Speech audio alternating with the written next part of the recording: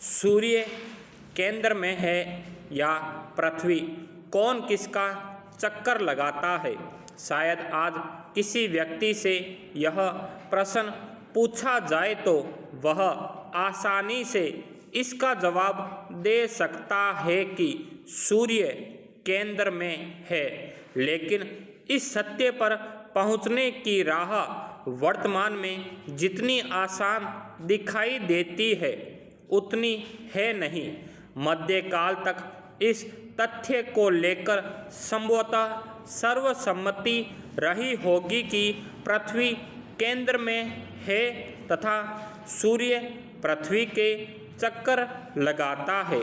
अथवा ऐसा हो सकता है कि जब चर्च या पादरियों ने बता ही दिया है कि पृथ्वी केंद्र में है तो फिर हमने इस पर संदेह व्यक्त करने की हिम्मत नहीं जुटाई कि इस तथ्य की प्रामाणिकता की जांच करें।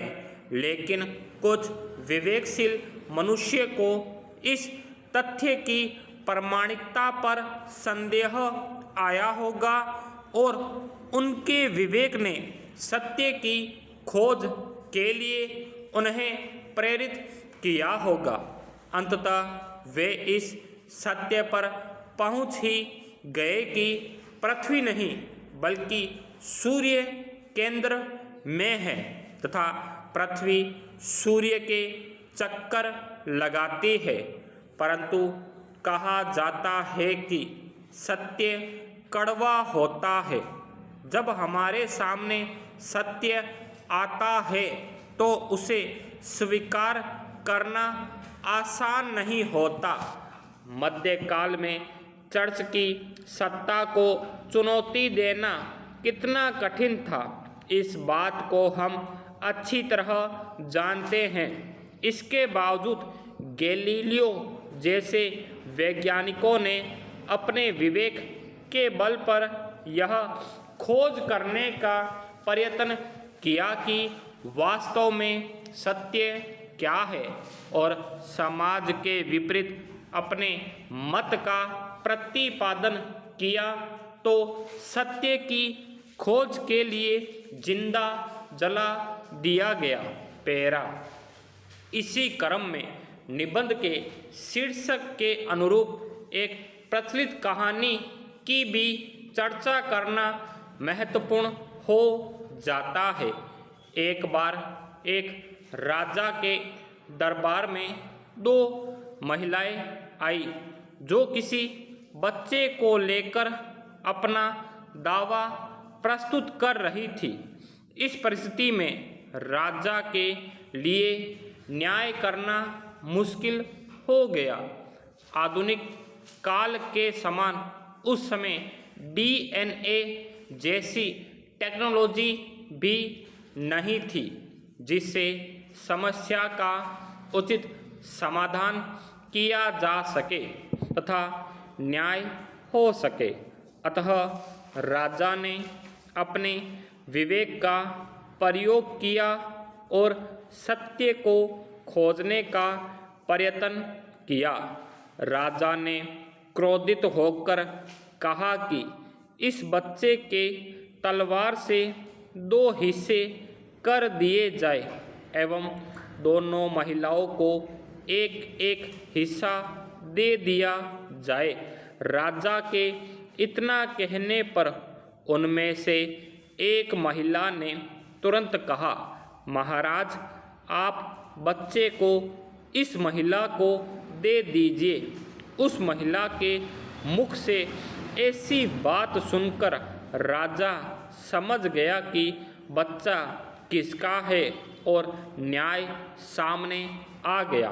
पैरा उपर्युक्त संदर्भों के आधार पर प्रथम दृष्टिया तो यही प्रतीत होता है कि विवेक सत्य को खोज निकालता है।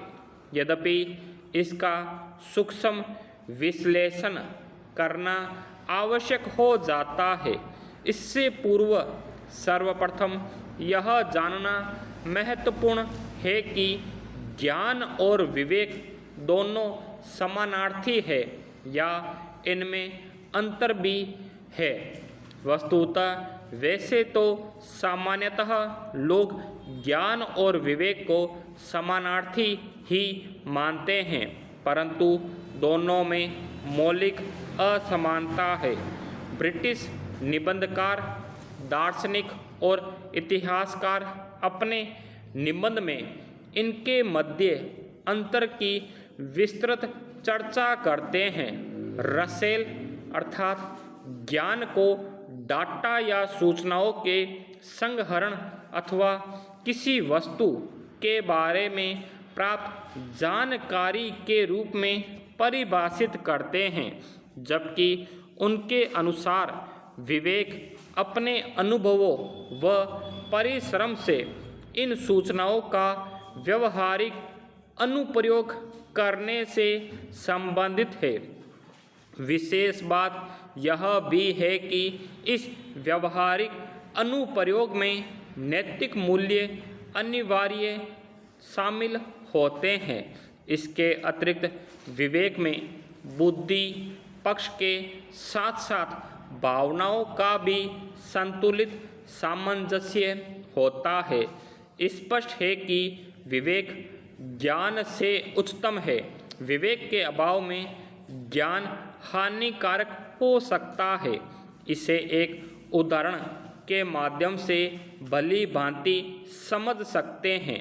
किसी व्यक्ति को परमाणु और अणु का ज्ञान है, किंतु अगर उसमें विवेक नहीं है तो हो सकता है कि वह अपने ज्ञान का उपयोग मानवीय सभ्यता के विकास में न करके परमाणु हथियारों का निर्माण करके मानव के विध्वंस में करे।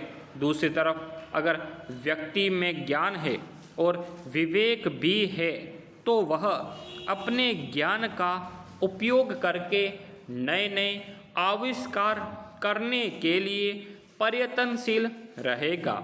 साथ ही इन आविष्कारों का प्रयोग मानवीय सभ्यता के विरुद्ध न कर उसकी भलाई व प्रगति में करेगा। पैरा अब सवाल यह उठता है कि विवेक सत्य को कैसे खोज निकालता है। सत्य की खोज के लिए क्या विवेक ही रास्ता उपलब्ध कराता है। उल्लेखनीय है कि विवेक अनुभव, ज्ञान, नैतिकता से संयुक्त होने के कारण निर्णय की गुणवत्ता को बढ़ा देता है। विवेकशील मनुष्य दूसरों की बातों या अन्य व्यक्तियों के द्वारा बनाए हुए रास्ते का निर्माण नहीं करता है, बल्कि अपनी तार्किक व स्वतंत्र चिंतन से उसे टटोलने का प्रयत्न करता है। जब उसका विवेक इस बात को स्वीकार कर लेता है कि उपर्युक्त बात में सटीकता है, तभी उस बात को स्वीकार करना है या उस रास्ते पर चलता है। पैरा उदाहरण स्वरूप नव जागरण के दौर में राजा राम मोहन राय, ज्योतिबा फुले इत्यादि समाज सुधारक अपने अपने विवेक से इस सत्य पर पहुँचे कि सती प्रथा, बाल विवाह, छुआछूत जैसी समस्याएं भारतीय समाज का सार्वभौमिक सत्य नहीं है और न ही ये रूढ़िवादी परंपराएं समाज में मौजूद है। अतः भारतीय समाज में व्याप्त इन रूढ़िगत प्रथाओं को दूर करने का इन्होंने आह्वान किया। दूसरी ओर ब्रिटिश शासन श्वेत नस्ल भार का सिद्धांत के तहत भारतीयों पर अपने शासन को वैध बताता रहा। यद्यपि भारतीय बुद्धिजीवियों के विवेक ने इस मत या सत्य को सिरे से नकार दिया और वे इस निष्कर्ष पर पहुँचे कि इस सिद्धांत के माध्यम से सत्य को विकृत करके भारतीयों का अत्यधिक शोषण किया जा रहा है तथा उनके धन को लूटकर ब्रिटेन पहुंचाया जा रहा है। पैरा विचारणीय है कि विवेक व्यक्ति के संदेह को दूर करता है। जब तक व्यक्ति में संदेह व्याप्त रहेगा वह सत्य तक नहीं पहुंच सकता, जिस कारण से व्यक्ति में मनोवृत्ति विकसित हो रही है। विवेक उसकी जड़ तक पहुंचकर उसे समाप्त कर देता है। हालांकि इससे सहमत हुआ जा सकता है कि पूर्व में जिन बातों को लेकर धारणा थी कि उपर्युक्त मत पूर्णतः सत्य है, अगर लोगों के मन में उस तथ्य की सटीकता को लेकर संदेह उत्पन्न नहीं होता तो असत्य से सत्य की दिशा में हम पहला कदम नहीं बढ़ाते। लेकिन यह भी सत्य है कि अगर व्यक्ति संदेह में ही रहेगा तो अपने विवेक से अर्थात सत्य असत्य, नैतिक अनैतिक और अन्य प्रतिमानों के आधार पर दूर करने का प्रयत्न नहीं करेगा तो यह असंभव है कि वह सत्य तक पहुंच पाए। न्यूटन जब पेड़ के नीचे बैठे हुए थे तो सेब के गिरने से उनके मन में संदेह उत्पन्न हुआ, लेकिन जब सेब गिरने के कारणों का उन्होंने अवलोकन किया, न कि संदेह में ही जीवन गुजार दिया। विवेक के बल पर इस घटना के सत्य तक पहुँचने का प्रयास किया तथा सेब गिरने का कारण पृथ्वी का गुरुत्वाकर्षण बताया। इस प्रकार न्यूटन ने विवेक के माध्यम से सत्य को खोज निकाला। पैरा अब यहाँ पर अन्य सवाल यह भी उठता है कि क्या सत्य परिवर्तित होता रहता है अथवा मनुष्य अपने स्वार्थ के अनुरूप सत्य की व्याख्या भिन्न भिन्न तरीके से करता है। यह प्रश्न इसलिए भी प्रासंगिक हो जाता है क्योंकि एक समय तक जिस बात या मत को सत्य माना जाता था उसे बाद में सत्य से असत्य की श्रेणी में क्यों शामिल कर दिया जाता है। वस्तुतः सत्य परिवर्तित नहीं होता है बल्कि उसके ऊपर अनेक परतें चढ़ी होती है। उन परतों को हटाकर हम सत्य की जड़ तक पहुंच नहीं पाते हैं। इसलिए जो बात सत्य है उसकी पहचान न करके हम उसके ऊपरी आवरण को ही सत्य समझ लेते हैं। फलतः भ्रम होना स्वाभाविक है। इसके अलावा मनुष्य अपने स्वार्थ के अनुरूप सत्य की विकृत व्याख्या करता रहता है। साधारण जन विकृत मत को ही प्रामाणिक सत्य मान लेते हैं। इस भ्रम को फैलाने में वह अपने ज्ञान का उपयोग कर सकता है, लेकिन विवेक सत्य के ऊपर की परतों को हटाकर उसकी तह तक जाने में समर्थ होता है।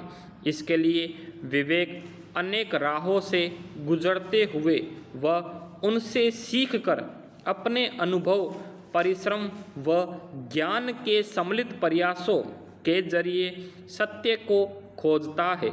जैसे कि लंबे समय तक इसे सत्य माना जाता रहा कि महिलाएं पुरुषों की तुलना में कमज़ोर व हीन है, अतः उनके अधिकार भी पुरुषों से कम होने चाहिए। परंतु आधुनिक काल में विवेक प्रामाणिक सत्य तक पहुंचा कि महिलाएं किसी भी तरह से पुरुषों की तुलना में कमज़ोर नहीं है, बल्कि इस सत्य के मूल में पितृसत्तात्मक व्यवस्था है। स्त्री पैदा नहीं होती, बना दी जाती है। स्टॉप।